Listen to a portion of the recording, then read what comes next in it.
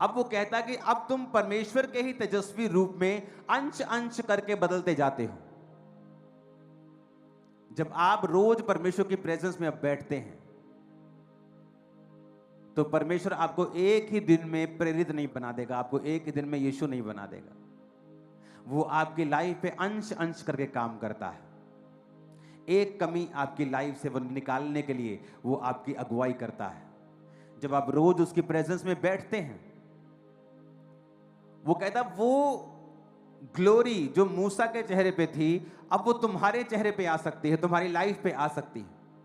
मूसा ने वो ग्लोरी तब पाई जब वो परमेश्वर की हुजूरी में था। कहते वो ग्लोरी तो वो थी जो घटती जाती थी। सोचो वो ग्लोरी जो प्रभु यीशु मसीह तुम्हें देंगे वो तो घटेगी भी नहीं। हमें आत्मा में कई बार समझने की जरूरत है। अब यहां पे वो कह रहा है, कभी आपने नोटिस किया जब शादी करके बहुत साल हो जाते हैं, 15-20 साल हो जाते हैं, तो हस्बैंड वाइफ्स की शक्लें भी मिलने लगती हैं एक दूसरे से। कभी नोटिस किया आपने? किसने नोटिस किया? हाथ खड़ा करो, मैं देखता हूं कुछ है मेरे साथ, हाथों को हिलाओ। आप देखना कई बार ध्यान से, उनका स्किन टोन मिलने लगती है। क्यों? क्योंकि वो एक जैसे ही खाना खाते हैं, एक जैसी वातावरण में रहते हैं, सब कुछ एक जैसा ही हो गया है। वो आपस में वो शक्लें भी मिलने लग जाती हैं। वैसा ही सेम जब आप परमेश्वर के साथ समय बिताते हैं, जब आप रोज परमेश्वर की हुजूरी में जाते हैं, आप रोज परमेश्वर के संग बैठते हैं, तो इसमें एक मैसेज परमेश्वर दे रहा है कि अगर मूसा रोज की एक बार परमेश्वर के सामने कुछ दिनों के लिए गया और उसके चेहरे पे किरणें थी, तो परमेश्वर कहता है कि वो जो तुम्हें धर्मी ठहराने वाली वाचा है, जीसस क्राइस्ट का नया नियम, सोचो तुम्हारी जिंदगी कितनी उज्जवल वो करेगा अगर वो मूसा के चेहरे पे प्रकाश ला सकता है दोषी ठहराने वाली वाचा को लेने वक्त। सोचो जीसस क्राइस्ट की वाचा जो तुम्हारे हाथ में है, तुम्हारी लाइफ पर कैसा प्रकाश होगा। और इसका मतलब यह है कि जब हम परमेश्वर की हुजूरी में बैठते हैं, वो क्या करता है? वो हमारी लाइफ से हमें ग्रेस देता है, हमें कंट्रोल देता है, हमारी जिंदगी के ऊपर काम करता है, हमें अपनी कमियों को याद करवाता है, और हम अंश अंश करके, बिट बाय बिट करके। इसीलिए जो क्रिश्चियन जर्नी है, ये जर्नी काली वाली नहीं है, ये आराम से चलने वाली एक लाइन है। जहां आप रोज प्रभु की उपस्थिति में जाएंगे, वो आपके हार्ट से बात करेगा, अंश अंश करके आपको परमेश्वर के रूप में बदलेगा। आपका जीवन भी जिस परमेश्वर के जैसा होना शुरू हो जाएगा।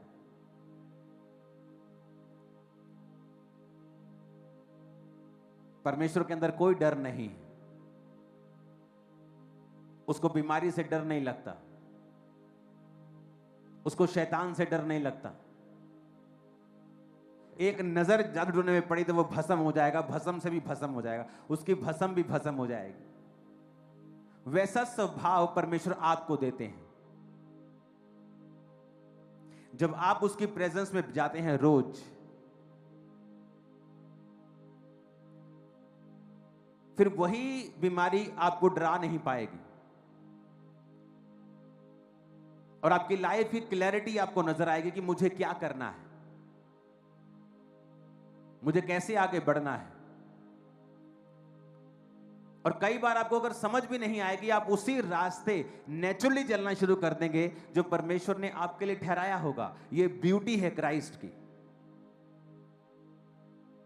आपको लगेगा कि मैं परमेश्वर प्रार्थना करूं, मुझे समझ नहीं आ रहा, लेकिन नेचुरली आप वही लाइन पे चले जाएंगे जो परमेश्वर ने आपके लिए ठहराई होगी।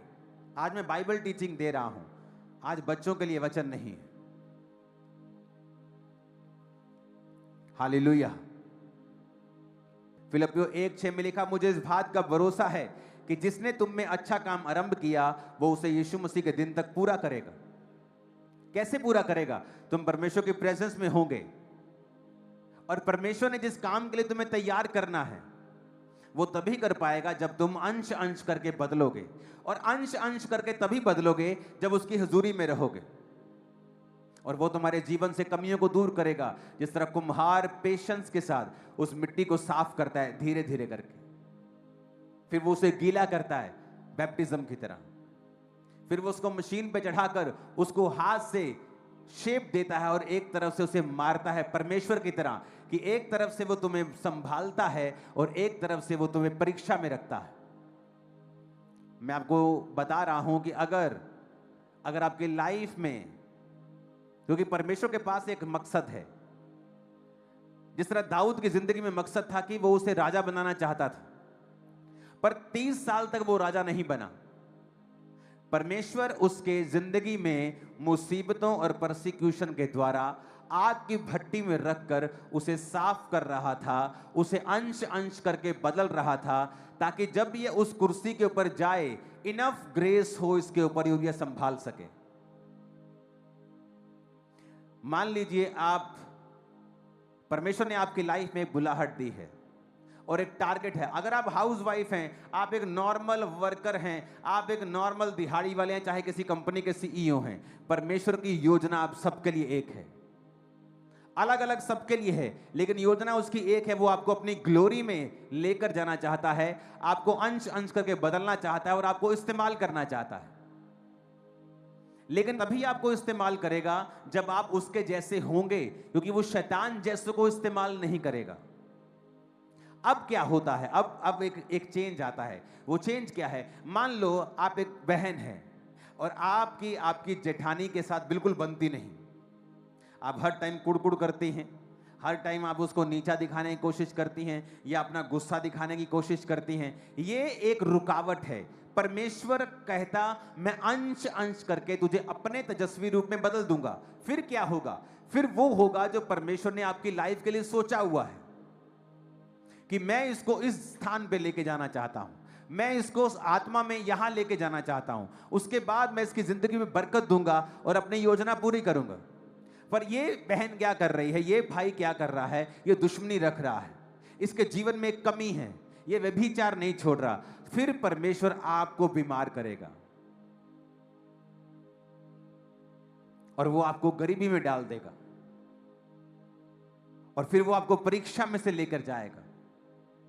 आप सोचोगे क्या हुआ, कैसे हुआ, क्यों हुआ? फिर आप बोलोगे यस, ये है इधर एक प्रॉब्लम, आप उसे सॉर्ट आउट करोगे और वो एकदम से नजर नहीं आती। आप पहले प्रभु को चिल्लाते रहते, प्रभु क्यों कर रहे हैं, क्यों कर रहे हैं, लेकिन धीरे धीरे उस दुख की भट्टी की उस तपन में आप सीखते हैं कि अच्छा मुझे माफ करना था, मैं नहीं कर पा रही हूं, नहीं मुझे ये शराब छोड़नी थी, मैं नहीं छोड़ पा रहा हूं। तो परमेश्वर फिर दुखों का इस्तेमाल करता है आपको अपने अंश अंश में तेजस्वी रूप में बदलने के लिए। और जब हम उस दुख में समझ जाते हैं, कुछ तो बेवकूफ होते हैं, उस दुख में भी नहीं समझते, फिर परमेश्वर उंगली टेढ़ी करता है, दुख के प्रेशर को बढ़ाता है, फिर हम समझते हैं अच्छा अब मुझे सुधरना पड़ेगा। कुछ पास्टर्स को लोग बड़ा तंग करते हैं, कुछ दूसरे विश्वासी जो है कलीसियाओं के, वो खुद नहीं सुधरना चाहते। और जब मैं उन पास्टर से हम कहते हैं अच्छा घर, अच्छी जिंदगी वो देता है, अच्छी नौकरी, बच्चे, हर एक आशीष प्रभु ने कंप्लीट कर दी। किनके लिए? जो लोग परमेश्वर के पुत्र से प्रेम करते हैं, यीशु मसीह, कंप्लीटेड हो गई। फिर आज हम बहुत सी चीजों के लिए प्रार्थना कर रहे हैं, आज भी हम बहुत सी चीजों के लिए सालों से प्रार्थना कर रहे हैं, सालों से। फिर ये वचन प्रभु ने हमको दिया है तो हमको ध्यान देना है कि कहीं ना कोई हमारे अंदर ही, मेरे अंदर ही कुछ मिस्टेक होगी, क्योंकि परमेश्वर ने तो बोल दिया कि कोई मुझसे प्रेम करेगा तो वो मेरे वचनों में भी चलेगा और मैं उसके साथ वास करूंगा। तो वो जो क्यों है ना, वो हमको खटता है, विशेषकर मुझे, कि वो क्यों वो आशीष हमें नहीं मिलती है, क्यों वो चाबी आज हमें नहीं मिलती, जबकि परमेश्वर ने बोला कि सारी चीज तेरे लिए खोल रखी है, वो चाबी हमारे पास नहीं है, वो लॉक लगा हुआ है। परमेश्वर हम प्रार्थना करते हैं, वो कवर्ड में सब कुछ है, धन, महिमा, आशीष, अच्छी जिंदगी, दीर्घ आयु, अनंत जीवन, हर एक वो चीज, स्वर्ग का द्वार, हर एक बात प्रभु ने उस की को हमारे लिए दे दी थी। आज हम देखेंगे वो प्रतिज्ञा देने के बाद भी वो क्यों, वो चाबी हमारे पास नहीं है। मैं आशा करता हूँ कि परमेश्वर आज इस वचन के द्वारा वो की हमको मिल जाए, हमारे सवालों का जवाब मिल जाए और हम वो दुनिया की तरह न रहे और हम परमेश्वर के प्रेम को जान लें। पर उससे पहले हमें अपने आप से कुछ बातें करनी है, क्योंकि जरूरी है कि वचन की तरफ ध्यान दें, अपने आप को जांचे। क्या केवल यीशु का नाम लेना ही सब कुछ होता है? कि सिर्फ हम यीशु का नाम ले रहे हैं और लेते जा रहे हैं और हम कह रहे हैं मसीह में, तो हमको जानना है कि उसके लिए हम जीते भी हैं, पहला।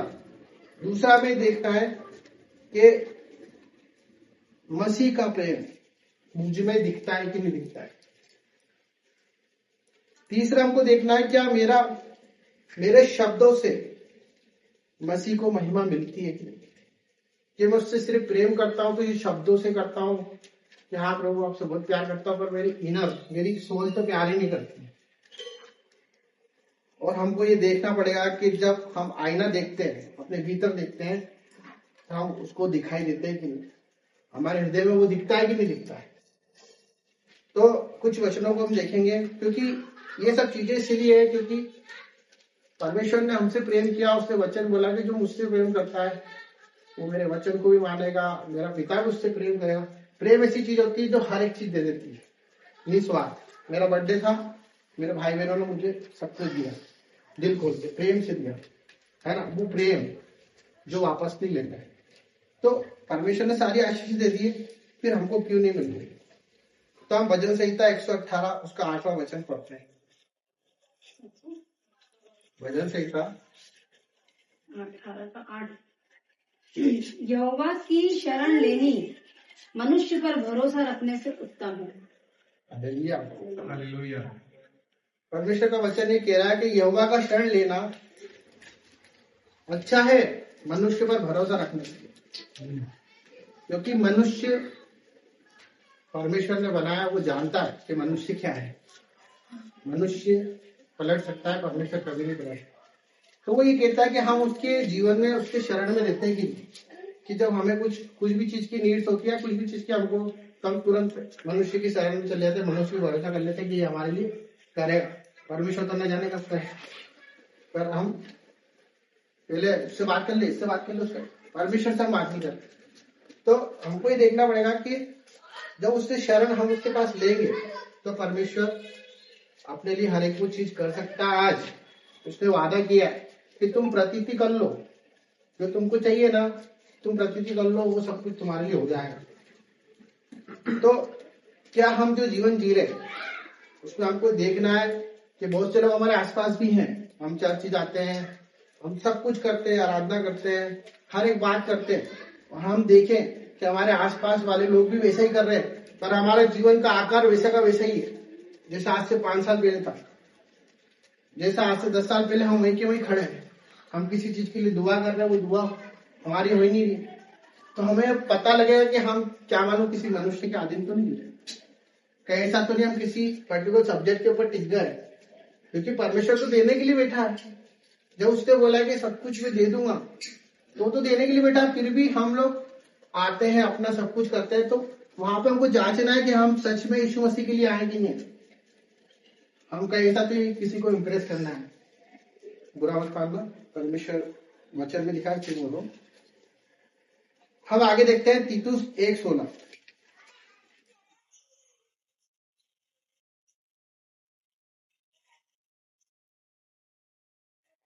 वे कहते हैं कि हम परमेश्वर को जानते हैं, पर अपने कामों से उसका इनकार करते हैं, क्योंकि वे घृणित और आज्ञा न मानने वाले हैं और किसी अच्छे काम के योग्य नहीं। हालेलुया। परमेश्वर का वचन ये कह रहा है कि हम परमेश्वर को तो जानते हैं, पर उसके कामों को करते कि नहीं करते। वचन तो हमने सुन लिया, वचन में लिखा है कि अगर तेरे पास 2 रोटी है तो एक जाके दे क्या, तेरे पास 2 कपड़े हैं तो दूसरा दे दे। अगर तेरे पास जो भी है ना, तेरी कुवत नहीं है भाई, वो मैंने दे रखा है, सांस ही चल रही है ना, ये मेरी है, तेरी नहीं है। मैंने किसी पर्पस से तुझे भेजा है, इसलिए भेजा है। पड़ोसी भी वैसा ही करता है, जो मनुष्य जो मूर्ति पूजा करता है, हर एक वो चीज करता है, गंदे काम करता है, वो भी वही करता है, सेम है। हमें उसमें क्या अंतर हो गया? जब उसने बोला है कि तुम मेरे वचन को सुन ले, तो पड़ोसी भी हम बिठा लेंगे ना, अभी सुन लेगा वो, सुन लेगा आके बोले हाँ मैं भी जानता हूँ यीशु मसीह को, मैं प्रार्थना में जाता हूँ। प्रार्थना में जाने से और वचन पढ़ने से सब कुछ होता है, पर उसके साथ उसके कार्य भी करने पड़ते हैं। कोई गरीब है, कोई दुखियारी है, कोई परेशान है, किसी का कोई नहीं, किसी का पति चले गया, उसका कोई नहीं है, किसी का बाप किलस रहा, किसी का भाई तड़प रहा, वो हमारा ही भाई है। उसका एक उदाहरण है जो कि हम वचन से देखेंगे, लूका 10 उसका 35 अध्याय।